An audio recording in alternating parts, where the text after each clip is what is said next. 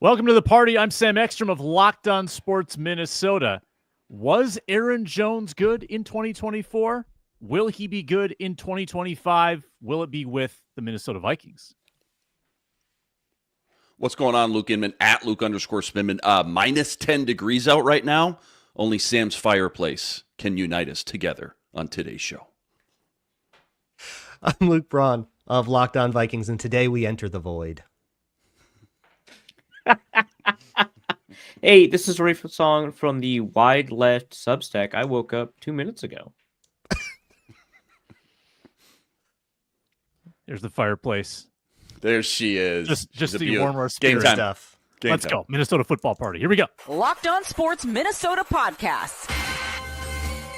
It's endless Minnesota Vikings talk with the diverse voices of your local experts. It's time for the Minnesota football party.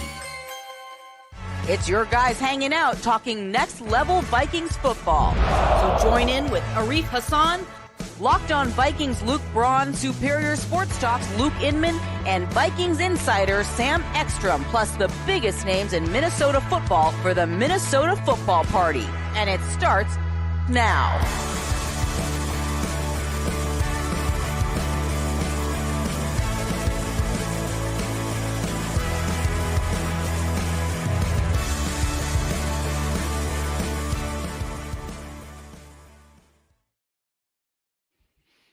What's up? Welcome in. Brand new week on the Minnesota football party and Locked On Sports Minnesota. Glad you're with us. Full panel here with a plethora of Vikings topics for the next hour. We are part of the Locked On Podcast Network, your team every day, and we thank you for making us your first watch or listen today.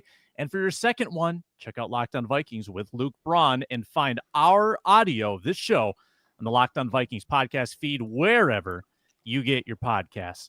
Plenty to get to today. We'll debate the void date of some key players' contracts kicking in today and what it means. Aaron Jones' contract void date was pushed back, so why does that matter? And will Aaron Jones be back in 2025? Plus, our free agency preview continues with tackles, and we've got Luke Inman's prospect of the day and plenty more on the Minnesota football party, which is brought to you by FanDuel. Right now, new FanDuel customers can get $150 in bonus bets if your first $5 bet wins. All right, we have to talk about the thing that nobody's talking about right now. Today's February 17th. It's on nobody's radar because It's Arif's energy drink addiction. Arif, we're here because we love you. What are you talking about? Listen, man, you're in a safe place, first What are and we foremost. sipping? We are sipping anything a sponsor would provide us if we were sponsored by an energy drink company. Good answer. Wow, how about that? Appropriate answer. Wow, well done. You don't expect to have these conversations until like March 10th, right? That's when tampering The opens. energy drink conversation? The energy Yeah, drink? for No, sure. that's- No, Yeah. it's called a pivot. We're pivoting. We're getting on Have you top. covered a free agency? You don't sleep that week. We Good aren't point. supposed to have this conversation for 3 weeks, but it's a conversation that no one's having on social media. It's extremely quiet, but the fine print on the contracts of one Sam Darnold, one Stephon Gilmore, one Byron Murphy, they void today. Now, we are debating amongst ourselves off air, and I will do it on air, what this means and why Aaron Jones was declared to have his void date moved back. The Vikings leaked this out. Then they said, yep, Aaron Jones's void date has been moved back so we can negotiate and maybe get him back in 2025. This was not announced for Sam Darnold, Stephon Gilmore, Byron Murphy. Seems like a big deal. Nobody's talking about it. So we are debating amongst ourselves what this means. I think there is still some time left today, Monday, to get this done. But interpretations of the void rule, Arif, what do you make of this? Yeah, so my understanding, totally made up. It just what makes sense to me. I haven't read these contracts. My understanding is that the void date is basically a deadline date for what's going to happen when free agency opens. So my guess is if the contract voids today, it would void at 4 p.m. Eastern, 3 p.m. Central. And then when that voids, that means that just the nature of the contract is that it expires on the eve of free agency, right? Or on free agency at 3 p.m., right? Now, I understand, though, that other people think that if it voids today, the contract terminates today, and that player becomes essentially a free agent before the opening of free agency. Same thing that happens like when you cut a guy.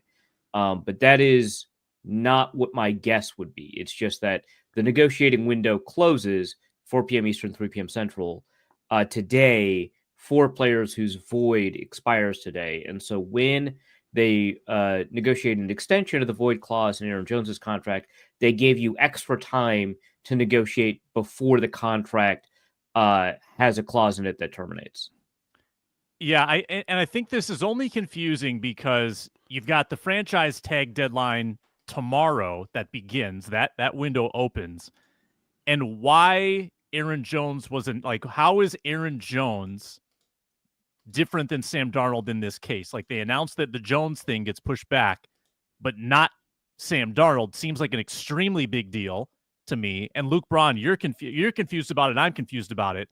Like, yeah. How does this impact the ability to tag and trade? Does it eliminate the ability to tag and trade entirely? That's what we don't fully understand. Yeah, so I don't think it eliminates that ability to tag, because if what Arif said is right, then you're technically still under contract. So you can still do a franchise tag. It's just that they're a pending free agent. And it's like, that's the date where the 5 fake years just cut away and become nothing. And then he'll expire and he'll have a $5 million dead cap hit. And then I think that means like you technically could still sign him to an extension, but it would be really dumb to let the void year or the void date pass and then do it, because it doesn't spread out the like signing bonus hits the way you put those void years on there to do in the first place. And you can't like maneuver that anymore. So if they were going to do something, it's most efficient to do it before that date. But like with Aaron Jones, they can just push back that date.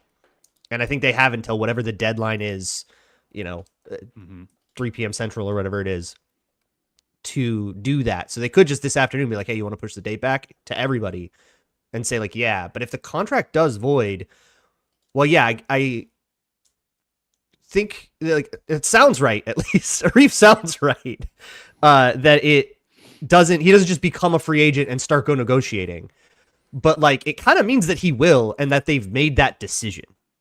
Someone has to tell me why even set it up this way in the first place. If it restricts you in any way to get these deals done for another year, why would you not just automatically trigger the pushback? I guess they have to agree to it. But why even set it up this way if this is something that you want to do? I mean, Luke Inman, can you make heads or tails of this with Gilmore? No, I didn't get a degree from Harvard or Yale, so Princeton. I mean, luckily Kwesi, he's in the Ivy League programs. But yeah, I'm with Arif. Like, I think just based off educated guess right now, the fact that nobody else, people smarter than us, aren't reporting on this makes me think it's not going to be a big deal at the end of the day. Super confusing, to your point, Sam, why Aaron Jones was pushed back and the other 3 weren't. But also to the other point too, like we still do have almost 4 hours left as well. So, we could get done recording this and of course, as soon as we publish it, maybe some more news comes out as well. So, I mean, we haven't hit the deadline yet. Still got ample time to get some stuff done. But yeah, kind of confusing. I can't make heads or tails of it as of yet. Again, because people aren't reporting on this, just given how big of, the names and nature of guys like Sam Darnold and what happens in free agency in the offseason is important to not just the Vikes, but the rest of the league. It makes me think that maybe we're reading a little bit too into, I guess, not only the date itself, but the fact that they did push Aaron Jones back as well. Maybe all it means is they're more prone to extending or re-signing Aaron Jones than the other 3, but maybe there's no, finite details in any of those names right now. And maybe we shouldn't be surprised if they do bring back some of those other guys as well, outside of just Aaron Jones, I'm saying. Yeah, and people asking in the chat, Macho Meech, is the Aaron Jones news sound-worthy? You better believe it is. Ah, God. Aaron Jones, void date pushed back. A sign, I would say, if it's being leaked and announced, the Vikings want to negotiate something with Aaron Jones. for 2025. So let's take a deeper look at the Aaron Jones 2024 season. I think on the surface, when you say career year in rushing, I think that tells maybe a little more favorable of a story than the reality. I don't think it was a super efficient rushing year from Aaron Jones. It was better than the Vikings had with Dalvin Cook in 22. It was better than they had with Alexander Mattison in 23. I still don't think it rose to the level that you hoped it would. He was not on the field much in the most important part of the year, the month of December. It felt like he was being patched together. Even though he played all 17 games, his availability came at the cost of not having him at 100%. He's past that. Is he past age 30 or approaching age 30? I think he's past age 30 now. So how do you evaluate, Braun, the 24 campaign and looking ahead, projecting it? What would you want out of 2025? Yeah, I thought he was really good in 2024. I don't really know what the disappointment was about. The run game itself struggled for reasons that did not have anything to do with him. He made the right decisions. He burst through the holes. He got explosive when he had to get explosive. He didn't get touchdowns, but that was just weird luck. Like, Yeah. I don't know. He got tackled at the one, and then they threw it in. tackling Like, at the one. whose fault is that? That's fine. Yeah. They the offense got touchdowns. They just weren't rushing touchdowns often. And Yeah, and then, I don't and then know. I people don't got really up in arms about like, oh, you gotta. I don't know, man. Sometimes you get mad Asiata. Like, it's Right, yeah. life. I like- think that people are just mad if they're fantasy owners, which I don't respect you. Well, also too, I mean, in the year of like Saquon Barkley and Derrick Henry, like, no, he's not Barkley. Yeah, he's He not ain't those Henry. guys. Yeah. And he ain't gonna get 25 touches a game. He's not this big, flashy, sexy home run hitter, and he's gonna get dinged up. He's gonna miss some games. Paid But like those guys either. It's No, Exactly. yeah, that's But precisely exactly. like Yeah. what we thought we would get. We're gonna get a little injured. He didn't miss any full games. He was just kind of like on a little bit of a pitch count sometimes. Yeah. And I mean, I think RB2 is important, but I think he had a good year. I think he paid off what they paid him. I think he had a good year too. I don't know if it's more so what you're talking about, Sam. Like after watching one of, if not the worst running game in the league for a few years, with Madison and Chandler, and then Dalvin Cook's last year when he was super efficient. Just having a guy come in that can glide around and get you 4, 5, 6, 7 yards when there's a little bit of a crease and do it somewhat consistently. I don't know if it's just because the bar was so low. Not to mention though, also too, like the passing game stuff. We were in training camp talking about, is Aaron Jones like the number 3 guy right now without Hawkinson? Right. Like I mean, the passing game stuff too. It was just a breath of fresh air this season to watch offensively. A guy just be able to be consistent and give you a little bit of balance and burst and some playmaking ability as well through the ground, at the running back position. So, yeah, I know he's another year older. Again, he always seems to miss some time, gets a little dinged up. But as long as he doesn't get shelved for an extended period of time, right? If you can get him on the field at 100%, like you're talking about, Sam, for 12, 13, 14 games, I think he's worth the money to run it back because he's going to help whatever quarterback's back there, through the ground and the passing game. And you can still go draft another guy, too, on day 3 if you want another guy in the building to get the transition playing going. But at least you buy yourself another year, though, too, if you bring him back. And then, if you want to draft somebody next year or look at that position next year, you can. But I know the bar was low, is my point. He was still fun. I mean, he was really fun to watch, I thought. And I would be all about it. If they brought him back for another year, I'd be all about it. I'd be more than happy. Yeah, Arif, Arif, let me ask you this. What does success rate mean to you with a running back? Because Jones's success rate was 37th in the league, with less than 50%. Take quarterbacks out of the equation, then he turns to 27th because there were some quarterbacks in there too. 27th amongst running backs in success rate. Does that stat matter to you when evaluating? I mean, it matters, but I think it's more of a pointer, right? Like you have to figure out why that is the case, right? So when we were looking at Dalvin Cook and Alexander Mattison, who both had extraordinarily poor success rates over the past 2 years with the Vikings, right? Mm-hmm. You have to figure out like kind of why that is. The Vikings run blocking was fine. It wasn't great. Right. And I think that when you watch the games or try to figure out kind of what was going on, you could say that there was a really good argument.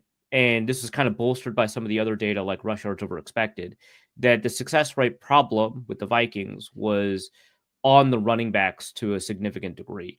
I think with Aaron Jones, I don't know that's the case. I'd really like to look at the first half, second half splits just in terms of the season, with Christian got 'em Darrisaw for you. healthy. Oh, On him? yeah, let's go. All What right. are we looking at? I don't have success rate splits, but just overall first half, 124 carries, 567 yards, 4.6 yards per carry in first halves. That went down to 4.4 per carry. No. I meant first half of the season versus second half of the season. Sorry. Oh, With Darrisaw, without. Yeah. yeah, okay. Basically with Darrisaw and the old running offensive line setup. Yeah. Because they also changed For the this guards. year, I can Yeah, pull that Ingram. up if you give me a sec. Okay, Yeah, let's do Braun's that. on it. Braun's on it. Yeah, I looked at his final 5 games of the season because I thought, after that Arizona game where he got banged up, was he really the same? But the yards per carry at least were still pretty good, like 4.4, which is average. It was maybe more it was that maybe his it was advan- more play calling and just game flow, getting down a couple times. Lions and Rams That's getting not- down that's early, but not- also too like I don't think that's a big part of it because if you take a look at passing frequency when you adjust for game script, the Vikings were still like the most frequent passing team in the league, which again, that's not his fault, but I wouldn't say it's a game flow thing so much as it is a play caller tendency thing. The Vikings just don't like running the ball. I will say, you should probably note that Aaron Jones had a really high fumble rate last year. So like that's true. important. Also, too, I mean, his last year with the Packers, if the question is like, well, does he wear down towards the end of the year? Last year with the Packers, he balled out in that Cowboys, that first playoff game. He was like their offensive MVP. I mean, he went for over 150 yards, multiple touchdowns. For sure. So, I don't think that he's the kind of guy that like wears down over time. I do have injury concerns with him, of course. I think it's just like a Christian Darrisaw versus, when you've had, an offensive line that had chemistry, with Ed Ingram. Not that Ed Ingram was like a better run blocker, individually speaking, than they needed him to be. But like, I really think that the offensive line setup plays a role here. Braun, have you found the first half, second half splits on that yet? Yeah, so first half of 2024, the Vikings were 14th in rushing success rate. I don't have it by running back. I can only do by team. The Vikings were 14th in rush success rate with 44.6, and they dropped to 18th in the second half of the season, including the wild Seems card like there's game. a small signal, not an extraordinary signal there. Yeah, at 46.7. So the rush success rate actually did go up, but everybody else's went up too in the second half of the season, which is just a sample rate quirk. Yeah. So I don't know what. That's RBSDM's success rate, and it's team wide. So unless, I don't know, Cam Akers was the perfect running back, I don't know how that got so different. Chandler, from his any stat. Chandler carries would basically offset any of the good Yeah. carries. That's true. So, But there was also, All a wash. 4 of those? Yeah, there wasn't a Yeah. lot, though, either. But yeah, you're right. yeah, they also exchanged arguably a better run blocker in Ed Ingram, for a worse run blocker in Dalton Reisner. Which, by the way, a lot of people projecting that with Ed Ingram's player performance bonus that he's going to get next year, that he is going to get the veteran cut treatment. Do you think that the Ed Ingram era is done? If he's going to make 5.2, that you can slash most of that? I think as soon as you bench a guy for a guy that you don't even like, that's probably it. Not a great a guy that you sign. aren't willing to sign before the start of the season. It's that the writing on the wall is there for him on the future of the Vikings. The question is, do they let him come into camp or not? Yeah. Mm-hmm. And I don't know if they want to nickel and dime it like that, but it's not like they need to make cap. Like if they needed to find money, then that would be, I feel like, a different story. But like they don't, so You can find money other ways other than like let him bigger go chunk. lose a job to somebody and then get cut in August. Like Let's discuss the fate What's of wrong other with that? Vikings backups when we return. I've got the list of non-starters who are entering free agency. Who do you want back on vet minimums? We talk about that next. Minnesota Football Party.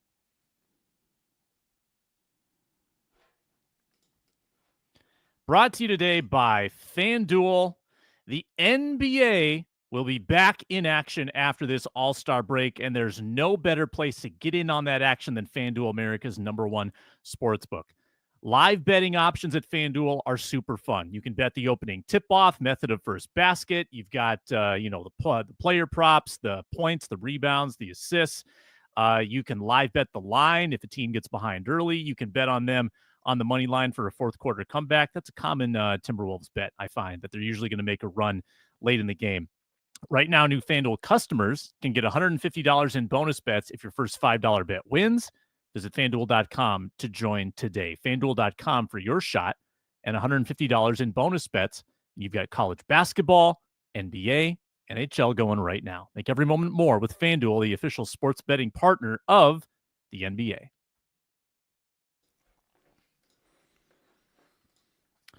And we will be back on Thursday. This crew will have our Care 11 crew on Wednesday for the Minnesota football party. Find the audio Locked On Vikings podcast feed. All right, here's the list, guys. These are non-starters hitting free agency for the Vikings. Just go one by one, around the horn. Quick answer. Who do you want back and why? Johnny Munt, the best tight end 3 in football. Best Luke Inman? tight end 3 in football. How could you say no to the best tight end? How can you 3 in say football? no if he's the best tight end 3 in football? How can you say no? Obviously, all these are going to be relative to like how much they bring him back for, but I'm assuming all the guys on this list will be relatively pretty cheap in that 2-3 mil. Sure, yeah, Johnny Munt, why not? Sure. Yeah. Also, like I want to know what happens with Oliver, right? Like Yeah. whether or not Yeah. they decide to make him a cap casualty. But Yeah. I think probably either way you bring Munt back. Ugh, I would like Munt back, but I sure wouldn't want him to be tight end 2. Yeah, Yeah. but you know, if you Like, don't have a tight end, I don't want him to take Oliver's job if you're going to start like trying to nickel and dime Cap. Right. Like you got to sure, replace that but guy. if you don't have Oliver, I'd much more strongly rather have Munt back than have him gone. If that makes For sense. sure. I'm Yeah, just I I'm agree. concerned on the other side that they'll be like best tight end 3 in football surely can be That a means tight a end 2. And decent I don't know tight about end that, Right. buddy. I'm going to say But no. yeah, sure. I'm going to say no. I'll be the agitator here. I think that you can grab someone in undrafted free agency and just start looking for the next Josh Oliver. Start looking Nick for your Musit? next tight end 2. Nick Musit. Who was the other tight end Who's the draft pick next we all Josh love? Oliver, man, that guy rules. The SMU guy or something. Who was that tight end? SMU, not Bucky Hodges. Not Bucky Are you thinking of Hodges. Zach Line? He was a fullback. No, not Zach Line. The Marion Flash. The Marion Flash. Brandon Dillon. Brandon Dillon. What's he Was it up to? Brandon Dillon? SMU continue. tight end. Let's circle back Keep to that. going. Put a pin. Keep going. Put a pin in it and look that up. Hallucinating players. Don't worry about it. Zach Think about the Davidson. Davidson punter or whatever. Yeah, the Davidson. punter. Zach Oh, Davidson. wow. Not SMU. Tight end Not punter, SMU. baby. Yeah. The Zach- draft Raw that as sushi. made Mike Zimmer so mad he lost his job. Right. He stormed out of the room at points. Sam, were In you the that one that like walked up to him and was like, "Hey," no, I think that was Chad Graff. Walked up to him and was like, "Hey, do you want to hear your scouting report from Dane Brugler? Raw as sushi. What's your take?"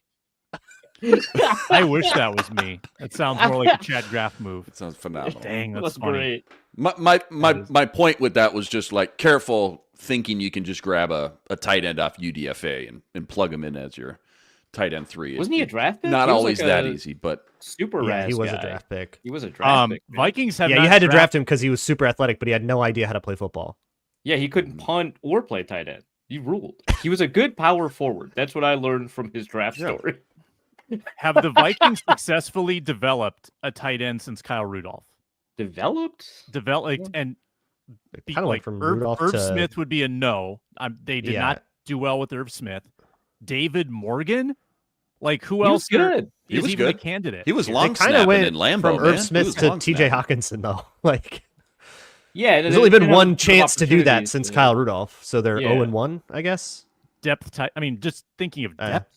So we're like, oh, Bucky Hodges is a failure. Michael Pruitt, who is still in the league, by the way. Yeah, Right. Michael Failure. Pruitt pick. is a That was a cut good down pick. day failure. Should have stuck with Bro, him. that draft, Trey Waynes, Kendricks, Hunter, Michael Pruitt, Stephon Diggs. Pretty good draft. Michael Pruitt being one of the Pruitt's last players still in the my league God. of that draft Bro, is they took- amazing. They took Michael Pruitt 3 picks Him before and Stephon Daniil Diggs. Hunter just chugging along. They traded Matt Castle for 2 fifth-round picks that turned into Michael Pruitt and Stephon Michael Diggs. Pruitt and Stephon Diggs. Yeah. That's crazy.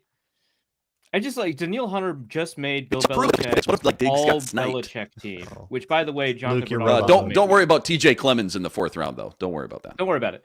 But yeah, Michael Pruitt is there along with Daniil Hunter. Hunter, who is like flirting with all pros and stuff like that, which is nuts. Michael Pruitt must be an unbelievable blocker because he's never had more than 150 yards in a season. He must be really good. I think he's a glue guy. I He's think never it's more like- than tight end 3 though. Like, he's a how glue about guy. Conklin? Did we talk about Yeah. Conklin? Okay, yeah, I feel like Conklin ended up okay. That's a good one. Conklin, That's probably yeah, the that answer. was good. That's Yeah. the Should've best held on tight to end him. development. They didn't re-sign Yeah. him, but Yeah. he was like he did become a starting tight end on Yeah. purpose. Yeah, Like, talk team about a wanted guy to who do could have that. been your best tight end 3 in the league. You just held on. to Yeah. him. I think tight end is I mean, one of those that positions team was that the takes Jets, so. that takes 3-4 years sometimes for some of these guys. Yeah. You know, whether you're a Yeah, pass it's one of the catcher and you hardest got to positions figure to out run play. blocking, pass blocking, all that stuff, or you're a blocker and you got to figure out the passing game. Like, it does take a while for tight ends specifically sometimes to develop these guys. So, you know, by the time their rookie deal is up, it's like, well, we didn't really get enough production. We're gonna cut bait. We're gonna cut you loose, and then they go latch onto another team. Like,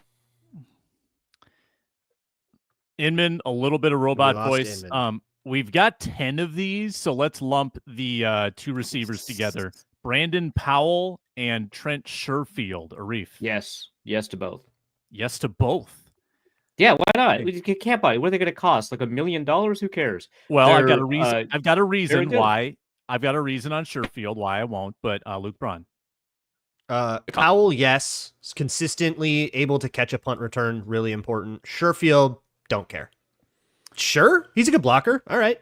Sherfield. I think that Najee Thompson comes back.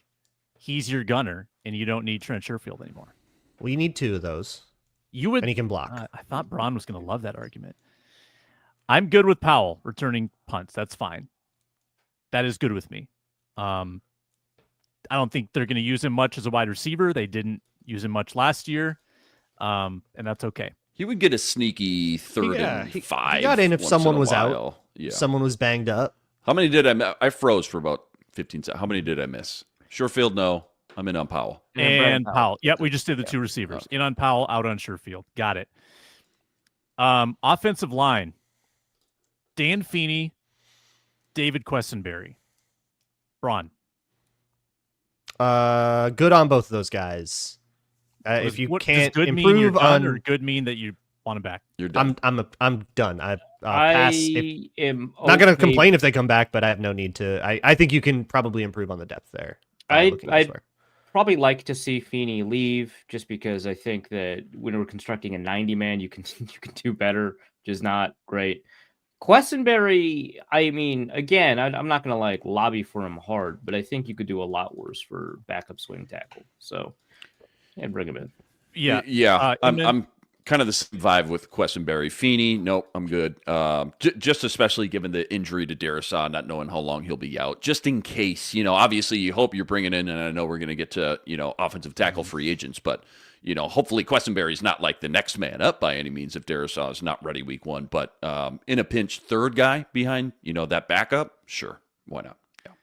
Yeah, I think that plays a big role in this. I'm not convinced that Christian Darrisaw is ready week 1, which means you got to really prioritize that 3rd tackle.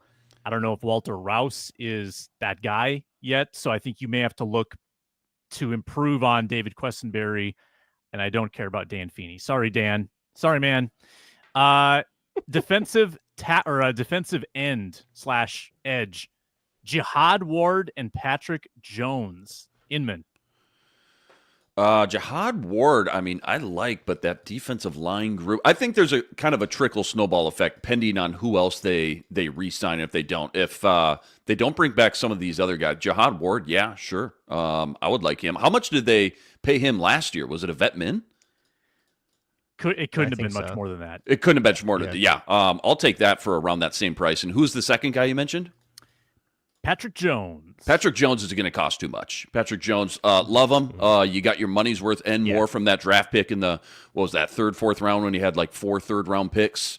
He was the only one that hit of those. The other was Chaz Surratt and Kellen Mond, and I forget the other one. Yeah. Oh, That Wyatt was the Davis. day Mike Zimmer walked out. That was the day. Yeah, that was the draft class. So that was your one hit outside of Darrisaw. I guess Cam Bynum was in that draft class as well, I believe. But anyways, he's just going to cost too much. Edge rushers, premium position. You drafted and invested a lot in, obviously, Dallas Turner. You got 3 of them. It's time for Dallas Turner to, see the field more and start developing on the field a little bit more. So Pat Jones, love him. Again, got your money's worth. Going to cost too much. So Yeah, Patrick just in he's time. probably- Sorry.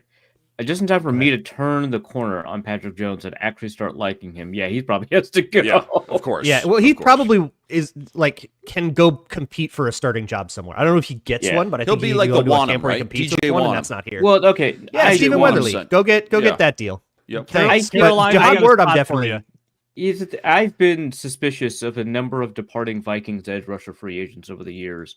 And I wouldn't trust it if I were another team. No. Yeah, but I think here's the thing. I think Pat Jones is going to be underpaid compared to Wanham and Weatherly, who were just so clearly and obviously overpaid. Yeah. It was I'll like never get comical it. Yeah. that Yeah. that happened. Yeah.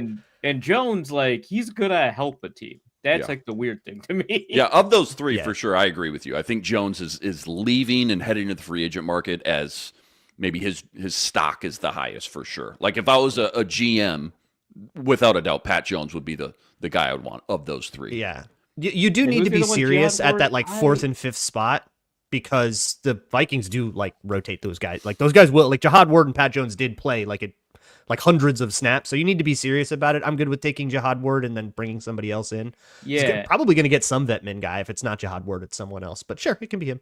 Yeah, Jahad Ward, I'm not like committed to as like a potential edge forward, but I think you'd probably be better sort of bringing him back than not. And if Pat Jones has a really weak market, bring it back. Hey, Yeah. come on, man. Yeah. Yeah. Jahad Ward and Pat Jones had similar snap counts this year. Jahad Ward had 7 more pressures than Pat Jones, but Pat Jones had 6 more sacks. He cleaned them up. Yeah, he got the pressure clean to up. sack rate. Yeah, strong. which like I don't really care that much about total sack rate, which is why I was not particularly interested in DJ Wanham. Patrick Jones just like plays football better. I don't know how else to put it. Like he's very more good at setting polished. the edge. Well, Yeah. yeah. He's very good at setting the edge. He's very good at generating a quicker pressure. He's very good at staying within his assignment and instead of moving too far upfield against the run or something like that. Like he just plays really good, sound, fundamental football, and he's not likely to get kind of washed out and stuff like that. So And he played his best football, all those things, all those attributes that you're talking about now, towards the end, right? Like this year specifically, he really Yeah, this shined year, that yeah, stuff. Yeah. 4 more. We bringing back Nick Mullins? I'm thinking no. no, not with Daniel Jones here. Come Yeah, on. as long as Jones is Yeah, back, probably not. no. Especially if D Jones is the minimum that we think he will be because the Giants are paying for him. That's a no-brainer. Yeah. Or if it's somebody else, like they need a serious quarterback to back up JJ McCarthy that's not like a career backup. They need somebody that can like earnestly push him to start, and Nick Mullins is not that. All right, nobody's going to stump for Nick Mullins. Fabian Moreau, cornerback depth. I I you mean, always just need to have a corners, but, body man, back there. There's no bodies back there for now. Bring him Yeah, into camp, that's- sure, and yeah. then cut it. He's one of the first guys to get cut. But I like suppose. but if they don't re-sign him and then bring in a host of guys I've never heard of, I'm not going to be that upset.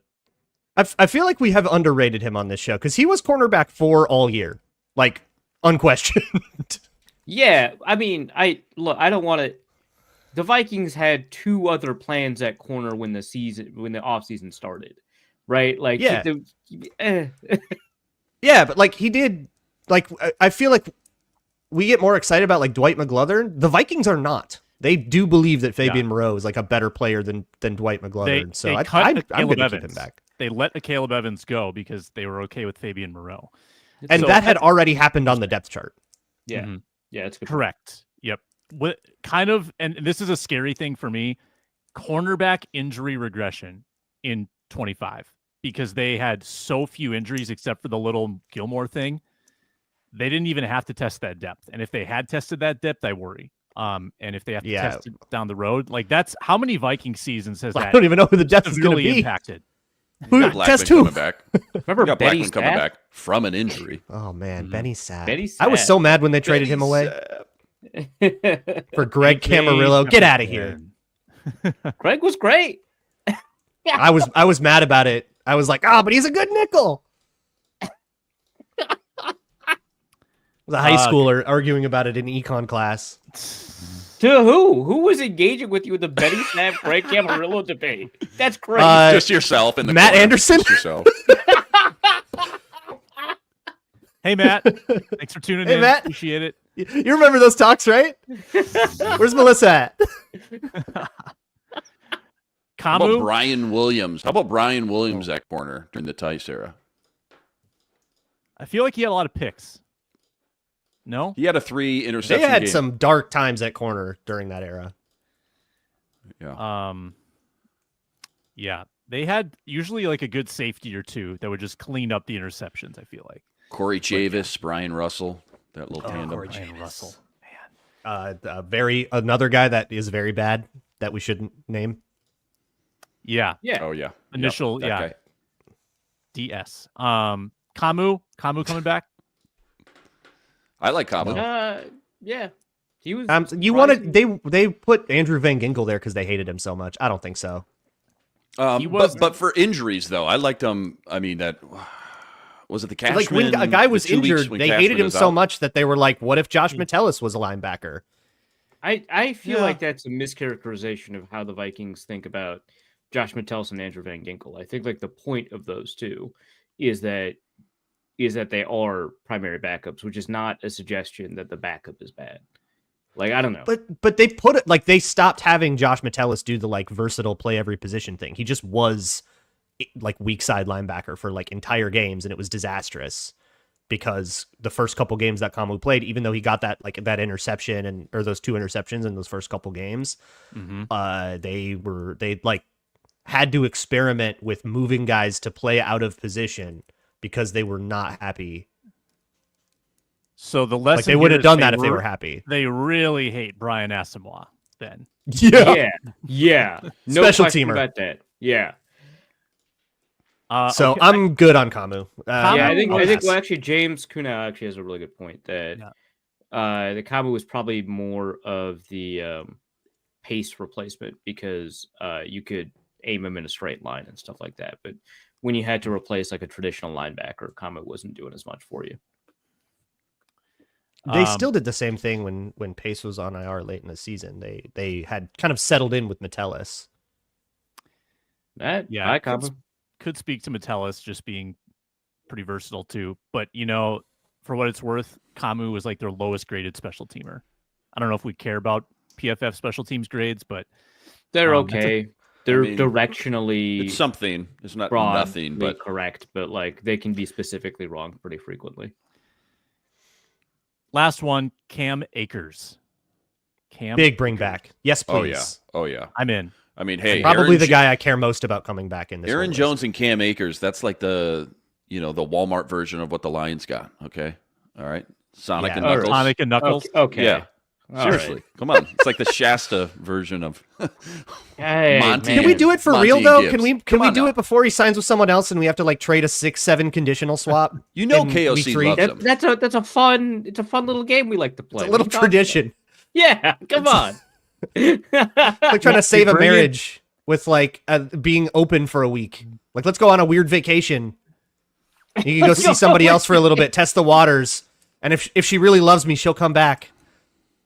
We Yeah, played this game and with so Dalton far- Reisner too, and it works. We're like, no, so Dalton, far, we don't want to marry you. It Nope, is no, true we're love. not. You just We're have not. to It is We're true not. love. see what's out there, man. Look, hey, It's time to commit, okay? Put up or shut up. Where's the ring? In week 5, when they trade for him, and KOC has another presser about how much he loves this guy, it's going to be even more florid and poetic and beautiful. And Yeah, he has to win him back. He has to win back his love. I think that's the romance. case. I think that they love. They love the game. They love the Yeah. game. Yeah, they love the chase. Yeah. Rush. Toxic relationships, says Burrito. Rito, you just have to open your mind to what relationship possibilities exist out there. Not every shape is the same. Christian Darrisaw has a hurt knee. If he doesn't start to start the year, who would the Vikings want filling in for him? That next, Minnesota Football Party. Very quick pause.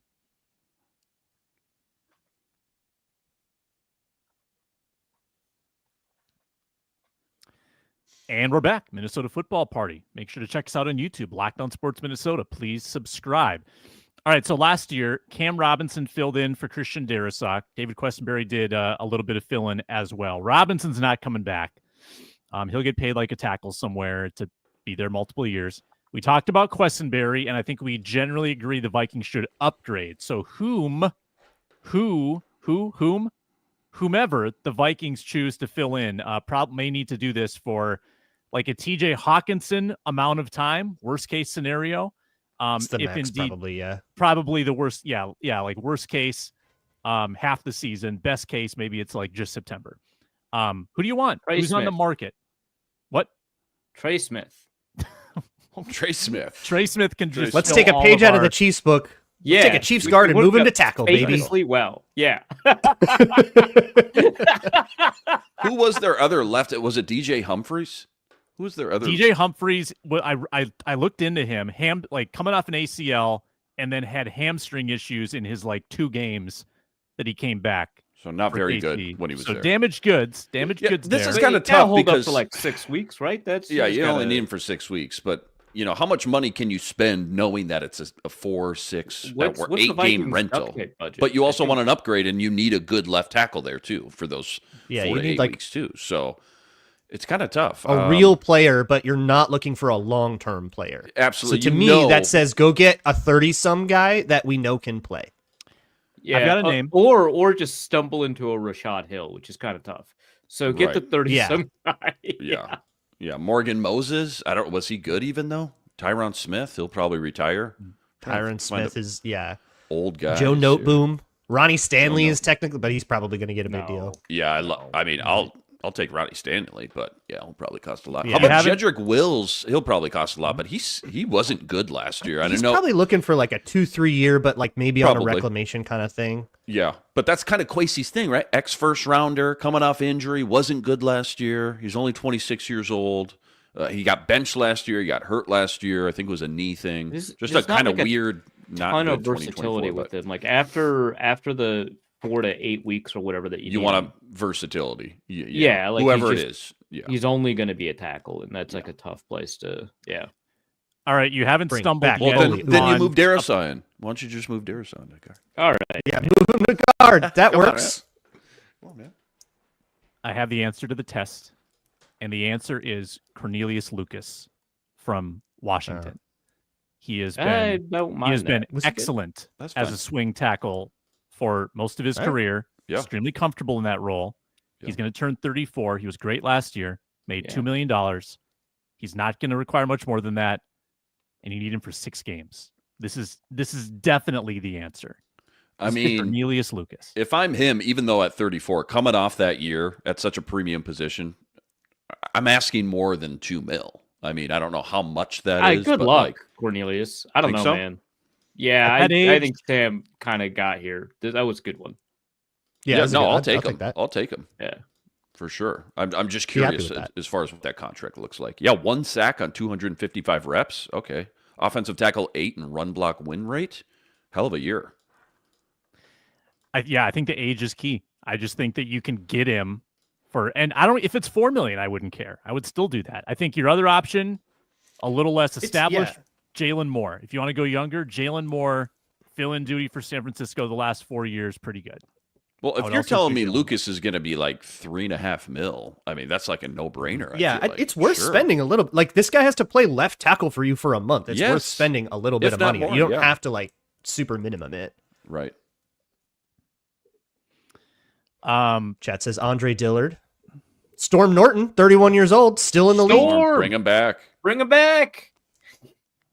Let's look into Storm. What has he been? No, there's we also don't- a look, Storm. Wait, He's a we don't- familiar Storm- name. We don't need to know if he's any good. Just bring him back. We can all Tell you- I don't- it. what you see might make you sad. Yeah, don't worry about it, Sam. Just bring him back. Don't worry about it. Wow, Storm looks a lot he's you know, I thought Storm was like top 10 ugliest NFL football players when he left. He's gotten good looking. I like this. I like the look of this new Storm world, Norton. Sam? Storm was an awkward looking guy. Why would you do that? Ron Johnson is rubbing off on you. Yeah. Yeah, this is rough, man. It's extremely Ron thing to say. So wait a minute. If I want to know the other 9. So he was top 10? Who's on your list? This is not. I'm worried. I'm not here I'm for worried. this, man. That's no. Oh, no. Let's move on. Chat's hating it. All right. Luke Inman, prospect of the day. Boy, you're What going to you make me follow that, huh? All right. Yeah. Do you got the list? Tyler Booker, guard, Alabama. Kenneth Grant, D-tackle, Michigan. Morrison, Benjamin Morrison, cornerback, Notre Dame. Who else do we have on there? Should I CJ start West. tracking this for you guys? What's that?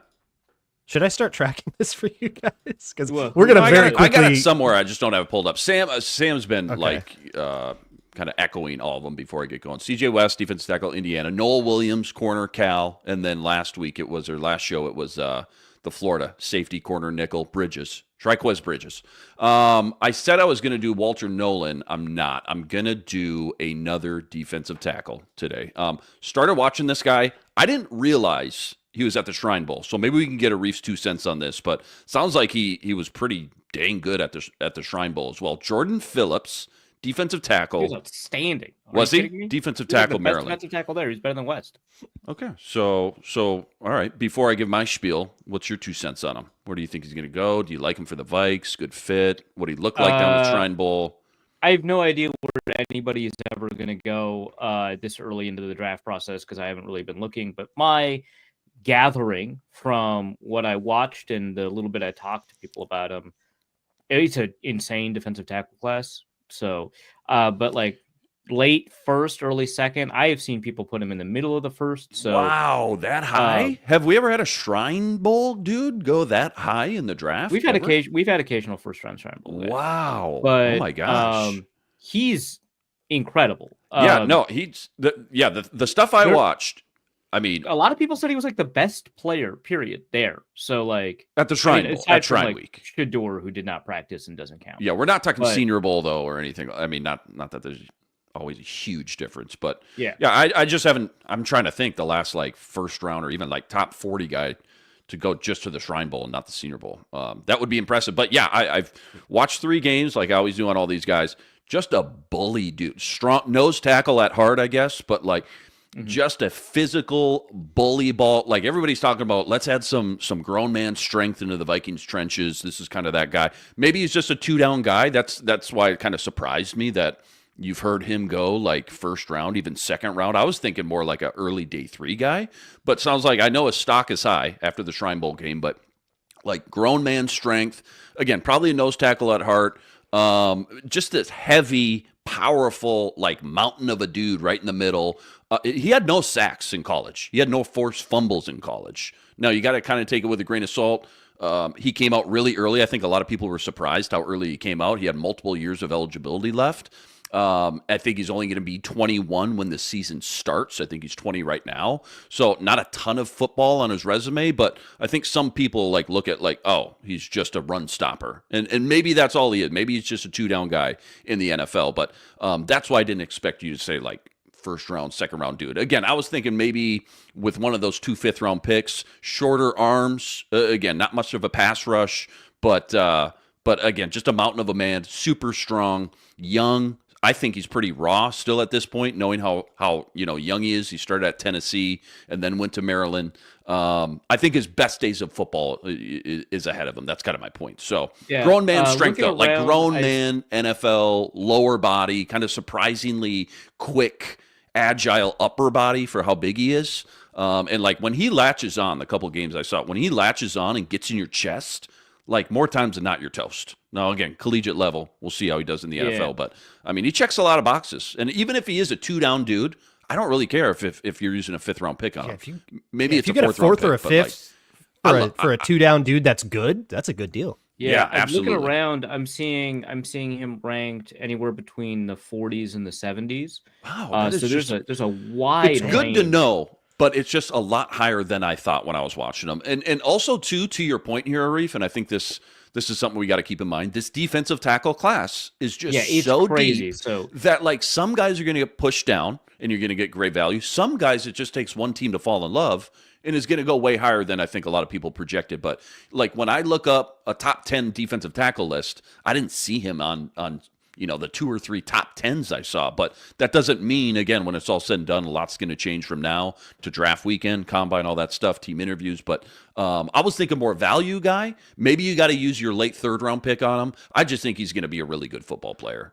Even if he is just a 2-down dude, I think in this class, I think he's probably at the end of the day going to be looked at as like a top 2 or top 3 run defender in this class. And again, maybe it's boring, maybe it's not sexy, but just like I just looked grown up, man bully ball strength in the trenches. Yes, I want more of that for sure. I just looked up Andrew Billings to see where he went in the 4th round. I certainly think that he's better as a prospect than Andrew Billings.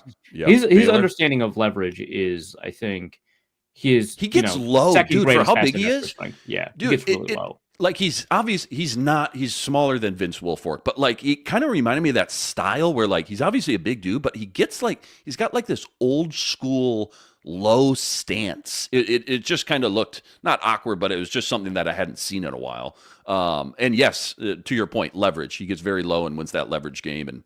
And yeah, when he holds on, when he grabs you, when he gets inside your chest, it's lights out for the most point. But super deep group though, so going to be really interesting. Obviously, the Vikings need to snatch at least one of these defensive linemen from this class, defensive tackles, I should say. Going to be interesting to see who they end up with and where, too, because I think there's really good value. And again, this dude, Jordan Phillips, Maryland, super young. I'm very enticed by him. Let's just put it that way. Phillips and Phillips lining up next to each other on the defensive line. Yeah, I like it. I like the synchronicity there, which is not a word. To conclude today, make it really confusing for media like us. That's nice. Yeah. 4-minute drill to end the show. Should the Vikings consider an extension for Andrew Van Ginkel? Start the clock. It's time to execute the 4-minute drill.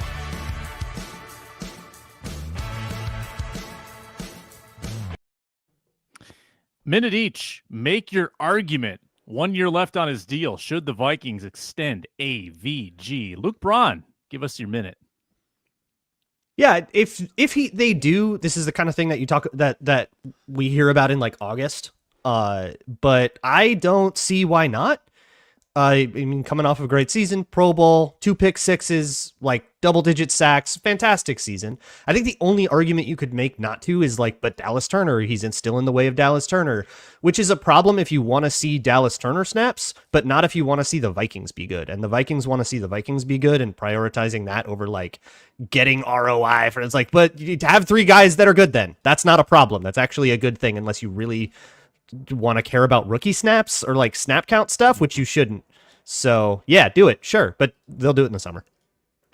Yeah, I not too much to add on that, actually. I totally agree. Maybe I'm getting ahead of myself, but like I want to see this guy like play a lot of football in a purple Minnesota uniform. Obviously, great year, Pro Bowl. To your point, yes, you got Dallas Turner waiting in the wings. Not the worst problem to have 3 great, solid pass rushers. And I think as long as Flores is around, which is my only kind of like, not concern, but just like question mark, when the new defensive coordinator comes in, whenever that is and whoever that is he going to be able to maximize all 3 of these guys and their talent and their attributes and their skill sets and all that stuff at the same level that Flores has been able to do it? That's my only like, well, I hope so. But otherwise, yeah, I mean, I think a lot of people would agree coming off that first year, yes, get this guy in the building for another couple of years and get him at a more affordable deal than what you would have to in 2-3 years when his contract runs out. Why not? Yeah, I'm not super concerned about the Flores question as it relates to Andrew Van Ginkel. Bring good players in. The point of hiring a defensive coordinator is that they're good at utilizing those players. And so don't think about the fact that like, hey, maybe he's better in this system. Well, you would hope, but Ed Donatel still rings. No, I know, but like you would hope, the Donatel system would have worked better with good players, right? Like that's kind of what I'm getting at. Like, yeah obviously, or it'll ruin anyone. Yeah. And so just bring good players in and not worry that much about the isolated system fit for a guy who's not even gone yet.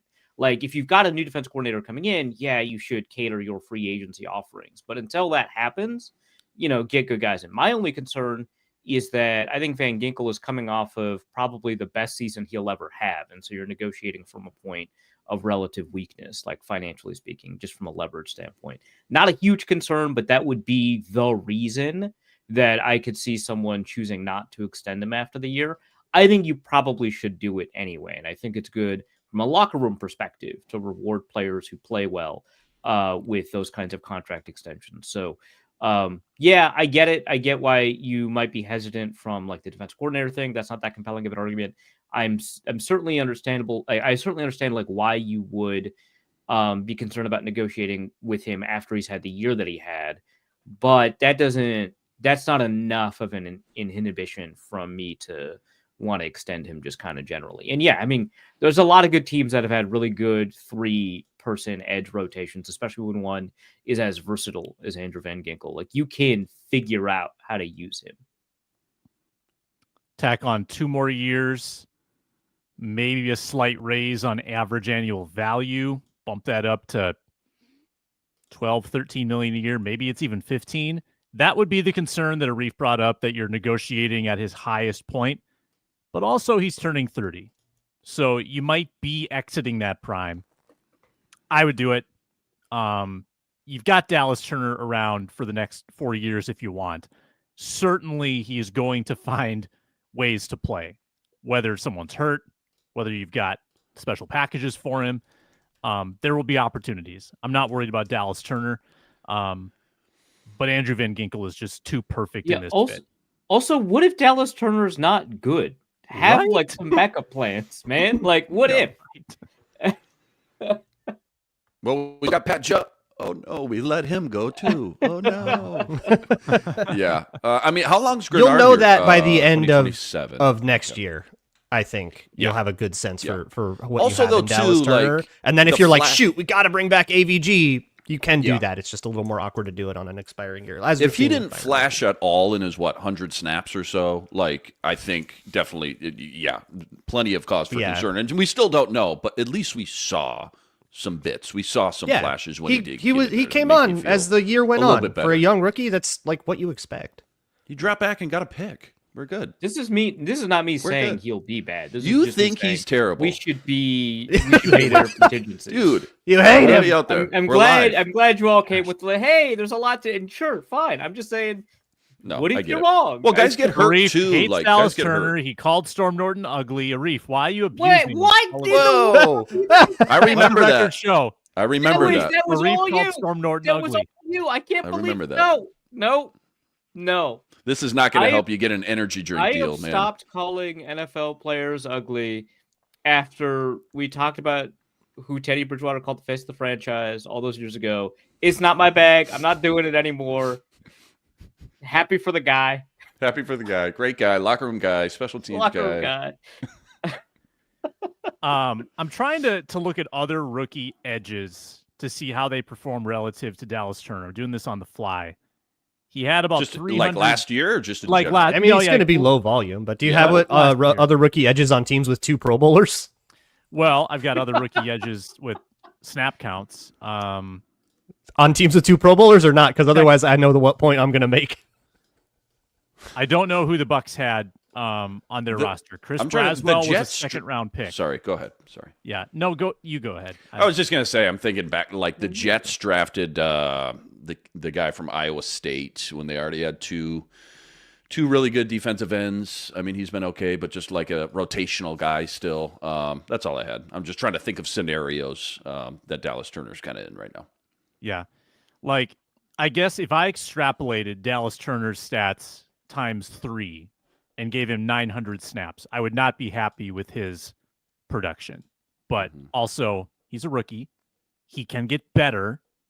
And He was only 20 when he got drafted. He's 21 right now, I believe. Yeah. So, yeah, ball of clay. follow Clay. I think seeing Jared Verse late in the year really that just really that stunk. Jared Verse was just so dominant last year. He had 90 pressures Yeah. It's unbelievable. I know what point Braun is going to make about that. Braden Fisk merchant. I know who the real talent was on that Rams D line. They can't fool me. That, and also we didn't see Jared Verse in coverage, which obviously is super important. Oh yeah, super important. Super important. Yeah, he's a just totally different guy. Different. You bring in Jordan Phillips, and I'll tell you what. All of a sudden, Dallas Turner looks a lot like Jared Verse. All right? Yeah, we just got to make Dallas Turner something merchant. It'll be fine. Right. Yeah. What would Dallas Turner be worth in a trade if you extended Andrew Van Ginkel? What would you get back for Dallas Turner? Not enough. I don't know. Not enough. A second. Yeah, not a first or anything. Second, like that. maybe. Yeah, I don't even think so. He's 20. He's 21.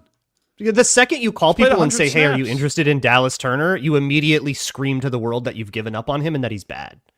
No, not if you just extended Andrew Van Ginkel. You would say, yeah, actually, we yeah. got two guys. No, for the like the next second 3 you years. extend Andrew Van Ginkel, everyone's like, "Oh, okay, so Turner sucks." Got it. Like, Yeah, that's exactly what we would come on this show. I And think say. it's still fresh, though, being the draft was last year. It's still fresh that every team scouted this dude, and a lot of people had him in the first round, and like not a lot has changed. Sure, from but then you're to certainly now. not going to get a first round pick out of Didn't him. get. I didn't say a first round pick. Yeah, I agree. Yeah, I agree. I think Yeah. that if you extend Andrew Van Ginkel and then call a bunch of people, those people will be like, "Oh, so that's why you extended Andrew Van Ginkel because Dallas Turner sucks." Yeah, Got it. immediately I everyone puts understand. that together. And says, Building. I'll give you a 6. Yeah, It's like you buy the brand new car, you drive it off the lot. Obviously, boom, right away, depreciated. You buy right. Madden, you buy the new copy of Madden, you go to trade it in, you want cash or store credit. Either way, it's like, wow, I'm not getting my value back, not even close.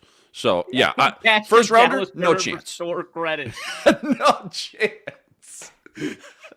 Vikings chips in traded a later 7th for for some- Rager, Edge rusher later. and Yeah, the Vikings get a conditional 4th and a 7th. I think they did. for Rager. Am I Vic. reading this right? The I don't think Vic. he hit that condition. I think it turned into a 5th. Okay, 5th and a 7th for Rager after 2 bad years. Yeah. I feel like you'd get more than that for Dallas Turner after 1 year. If where you he did it wasn't like that now, bad. but if Yeah. if you did it, if there was a second year and Dallas Turner was bad in that year, then Oh, you're that's probably way looking at different. that. Yeah, that's Oh, way yeah, different no. for sure. Yeah. Yeah, We're talking about But Chris right Olsen makes a now good point in off the chat too. Versus 3 years older than Turner. Like this That's what I'm kid's saying. 21. Dallas Turner is Like, right. chill. Right. We just prospect of the day is 20. right. He's not going to come in and be a superstar immediately. Nobody expects that. Yeah, I just think some The GMs point would is be like, longevity. what do you know about this guy that's super athletic, that's super young? What allegations are about to? Yeah, right. Right. That's like Right. if I'm a GM and I get a call that's like, "Hey, you know how we traded up?" Now we still really love this guy, but We promise. but you owe us. You owe us You after owe- this. you You owe- owe us. All right. By the way, do the Lions still have surplus picks from all of their dealings, or have they finally like gotten back to sort of level? I think they're close to level. I can pull up. Come on, it. And Bears and Packers. I'm just wondering if anybody in the NFC North is going to get crazy better in this draft. But Lions have Lions one. seem to have two, Well, we a lot of sure things will last doom year. that thing. We sure will say Three. that they did on Sunday, the Sunday after it. Chicago's I got know an this extra media second. cycle. Chicago's got 2 top 10 picks in the second. yeah, the all Lions I'm have seeing. 3 picks in the first 3 There we rounds. go. That's pretty normal. Obviously, one's a compensatory, so they like lost Yeah. one in a trade somewhere. Yeah, to the Jets. The Jets. Yeah. They were already picking. Yeah, they're low, pretty though, normal. so they lost 10 Yeah, spots. so that's but Number yeah, 28, Chicago number has 60, a lot of a capital. comp.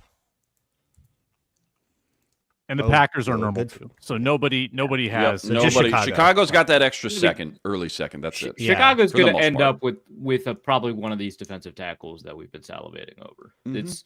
There's going to be like a Walter Nolan or something. We got to. One would Yep. hope. Or they could Gervon Dexter it out of nowhere. Hey, always Jonathan a Bullard. possibility. Sometimes you Broderick Martin. It's like it happens. Broderick Martin is a fine player. That's all I have to say about that. Was he a second Chicago round doesn't pick? have their 4th though either. Something. So That's crazy. He I was can't like believe the that. 4th pick of that draft, but yeah, they That's picked him nuts. like I remember you getting in a bunch of trouble because he was like the first player off the consensus board to go. And every time you do that, fans of that team get mad at you. Yeah, whenever that happens, fans are like, well, what does the consensus board know? Quincy Williams, the brother of Quinnen Williams, surely is an outstanding linebacker for us, the Jacksonville Jaguars. Who do nothing but develop great talent. Premium Hall of Fame talent, gold jacket after gold jacket. Yeah, we cultivate them. We are 3 weeks from the tampering period beginning. We are 1 day from the franchise tag window opening. The void on the contracts of Sam Darnold and others is today. So we addressed that early in the show. We'll see what happens when someone who's a bit more of an intrepid reporter than any of the four of us digs into this.